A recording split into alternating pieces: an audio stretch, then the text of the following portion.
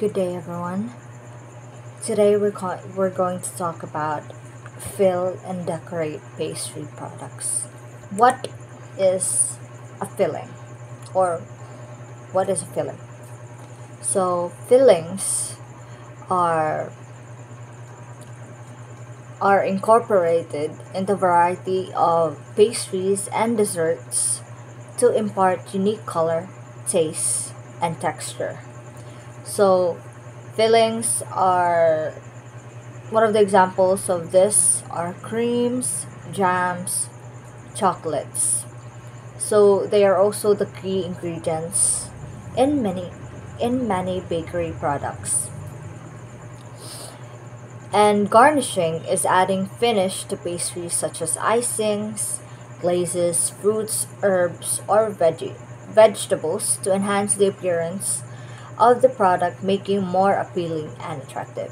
So the difference between a filling and a garnish is that fillings are inserted inside a pastry product, while garnish are kanang ibutang sa ibabaw sa isa ka pastry product like an icing to a cake, glazes, some little herbs, fruits, whatever.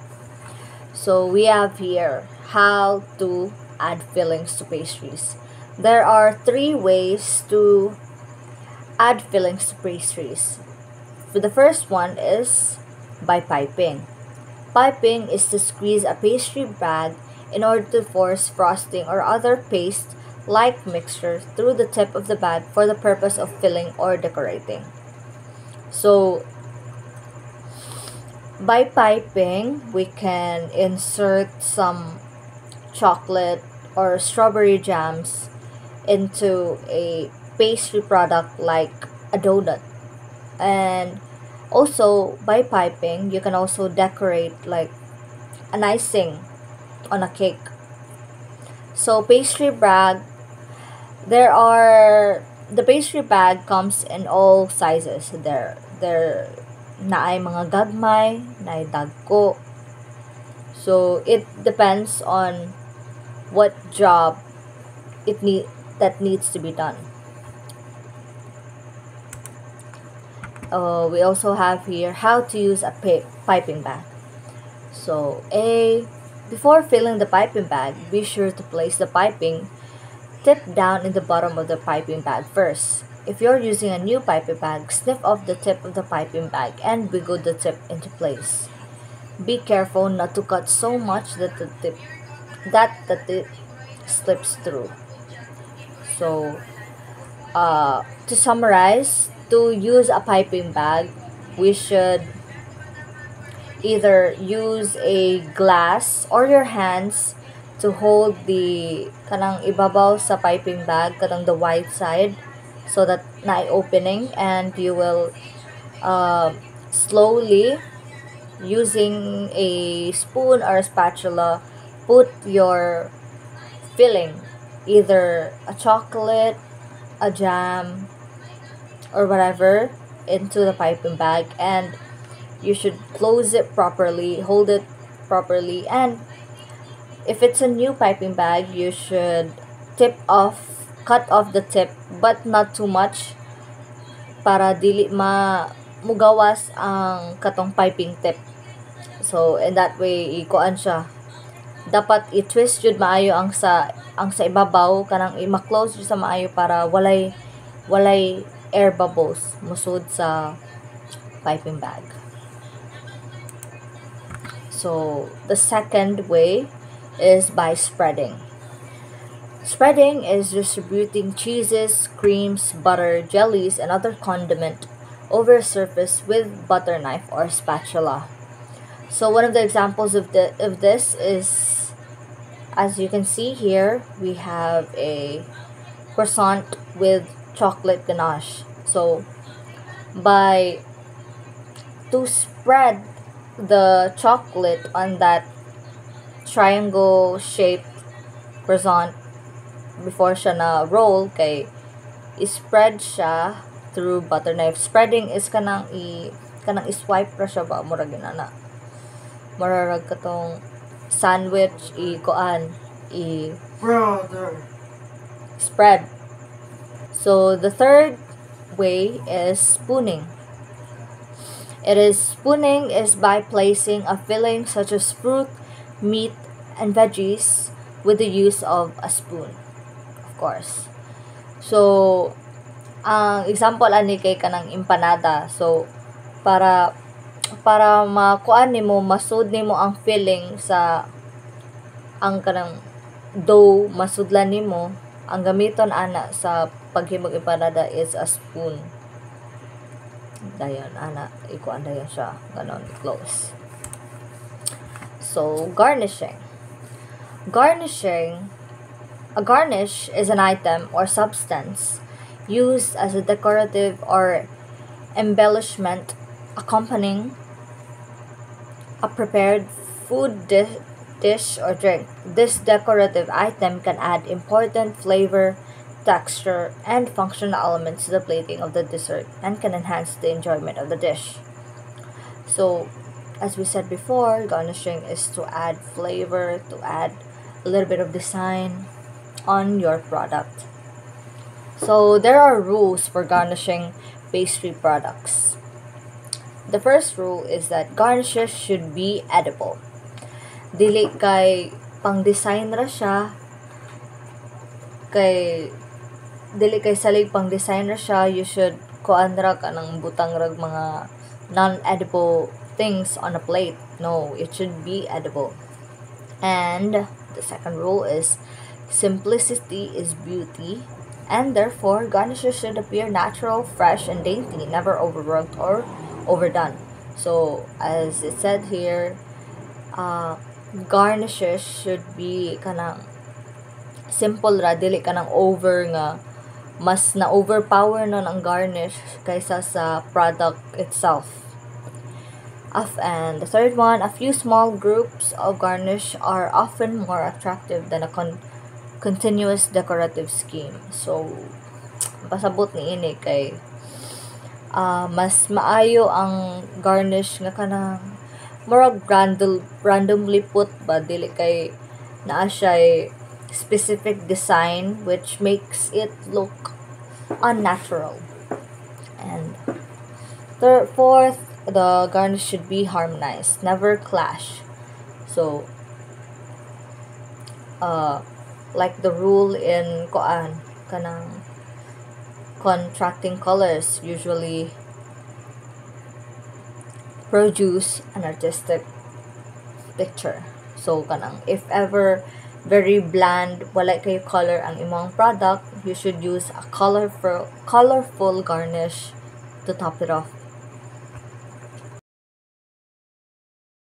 And much more rules.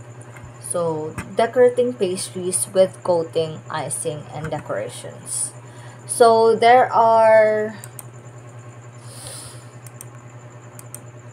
seven decorations in a pastry. So, we have here the first one, fondant icing. Fondant icing is applied to many puff pastry items. It can be applied thick or very thinly. The end result should be that it has shine and is touch dry when it cools to room temperature. This is achieved by correct tempering. So, fondant icing is applied to many puff pastry items.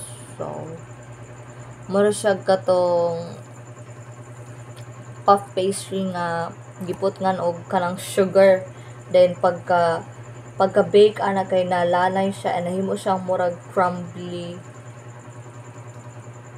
kanang crunchy nga topping sa ibabaw sa puff pastry.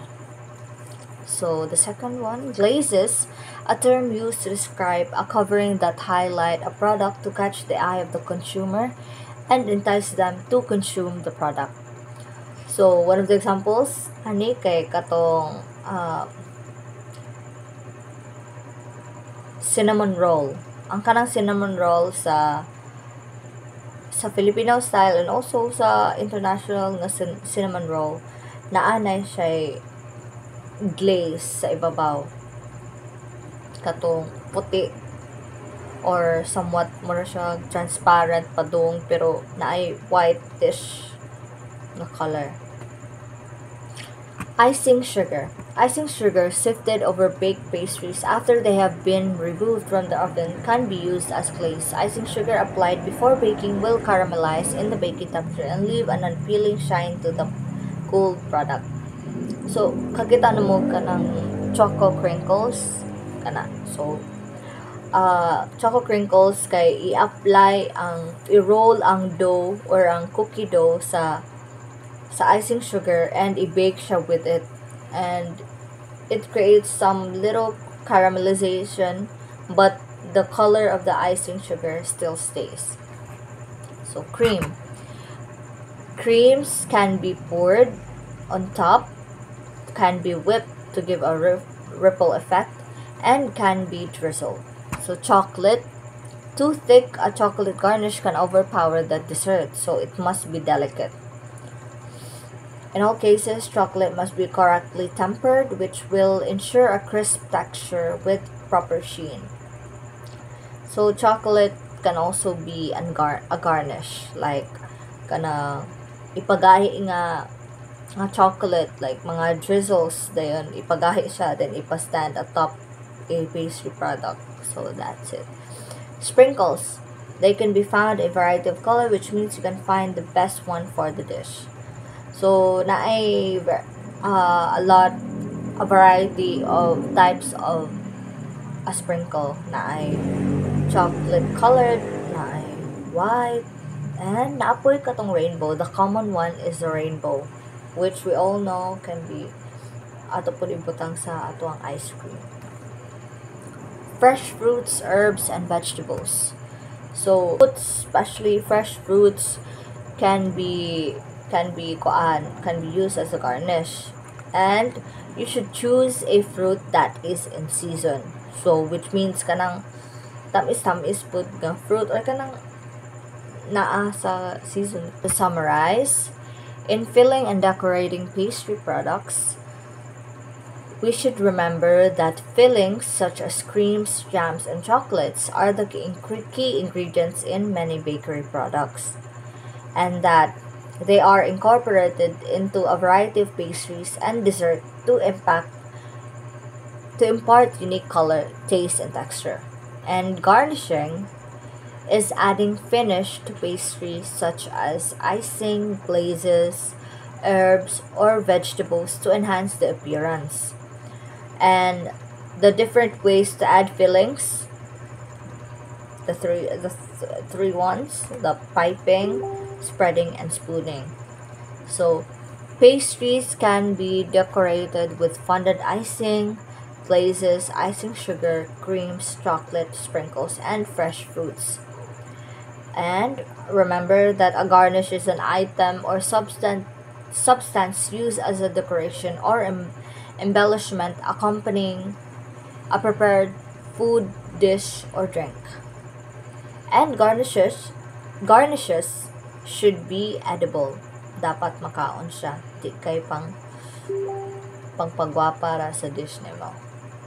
And the number one rule is that simplicity is beauty. Even sa kani kay ma-apply ni nga rule, simplicity is beauty. So don't go over the top, but also don't under design, under garnish product. You should just be in the middle. Hi everyone, this is Lenny Bardon, and my topic is preparing and displaying petite fours. First, what is petite fours? Petite fours literally translate to a small oven. The name is said to have originated from the practice of cooking small pastries, like gagmay siya guys, and one bite lang siya. So sa ako ang gingan guys, kay one bite size na siya sa kind of pastries, and petite fours has a 5 typical characteristics. First, approximately 1 inch square and about 1.5 to 2 inches high. Second, consists of layers of cake, butter, cream, and frosting. Third, petite fours, however, can refer to any number of small confections or pastries. Fourth, petite fours can be eaten in one or two bites, and these fancy pastries are further divided into sec or glaze. The petite four sec and glaze can be sponge or cake based, biscuit or cookie based, meringue based, marzipan based, fresh fruit or chocolate based. So next, petite fours also have a 5 categories. First is petite fours sec. Second is petite fours glazes. Third is petite fours frais. Next is petite fours biggest, and lastly is petite fours prestige. So what is petite fours sec? So sec is meaning dry. Include a variety of small desserts such as special dainty cookies, baked meringues, macaroon, puff pastries. Only a small amount of ganache, buttercream, or jam is used to sandwich the pastries together or to decorate the tops, and they're often dipped in a chocolate. So, petite four sec kay kanang, so ang sec is dry daw siya guys, and then kanang gamay ra nga tong buttercream or kanang jam nga tong i-sandwich sa kanang nga petite fours, and pwede na to siya butangan og ganache sa top, and pwede pud kayo na to siya i-dip sa chocolate. So next, what is petite fours glazes? Glaze meaning ice. Are iced or decorated in some way such as tiny cakes. It is covered with fondant or frosting, small eclairs, and tartlets. They can also be pastries filled with cream, chocolate, or jam and covered with glaze, or dipped with marzipan, fondant, chocolate, or some other form of glaze or icing. So next is petite fours frais. Are characterized by items that are served the day. They are made because their composition leads to deterioration of quality the longer they sit. So petite fours frais, these groups includes cream-filled items such as eclairs, tartlets, fruit, ganache, and some petite fours biggest. They are filled with fresh fruits or similar light textured cream. Frais includes spongy such as almond cakes, madeleines, and financiers. So the fourth one is petite fours déguisées. Are made from fresh, dried, or candied fruits that are coated in cooked sugar, fondant, chocolate, or any combination of the three. Fruits commonly dipped in sugar include gooseberries, cherries, grapes, and candied fruits such as pineapple or mango. The fruit is simply dipped into a cooked sugar solution and then transferred to a silicone mat or lightly oiled granite.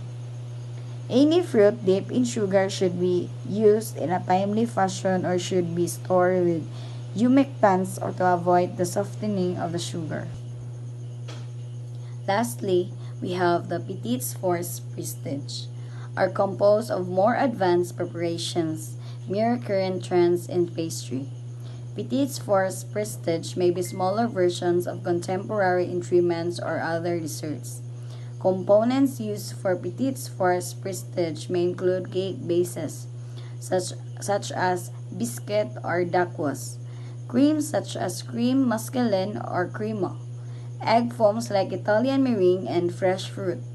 Additionally, many of the finishing techniques used for advanced cake production may be used for petite fours prestige, such as glazing and chocolate spraying. Often, these small pastries will even include small decorative chocolate or sugar elements. Next one is the types or kinds of petite fours bases. The base of petite four can either be marzipan or sponge. A petite four base must be strong enough to hold the petite fours. First, cake can be baked in swallow trays, then topped with soft topping, then cut to shape desired, similar to sponge sheets. The second type or kind of petite four bases is the shortbread mixture of flour, fat, sugar, enriched with egg and has a short eating quality. So, have you all seen a shortbread? Katong mga kanang mga dili kay motubo nga pastry, but and also they are cute, crumbly in flavor, crumbly in texture rather, and they are sweet. So, ano yung mga gagmay, short, just by the name, short. So, the next one is the pastry puff. Can make a suitable base for petite fours when a sweet filling is used. So, are you all familiar with cream puffs? So, one of the examples of a pastry puff, kanang cream puffs. Sponge baked in thin sheets and layered together with filling, which act as an adhesive to hold the sheets of sponge together. So, katong mga mga very soft, light airy nga cakes, and they are cut into small parts and are squeezed, sandwiched together to create that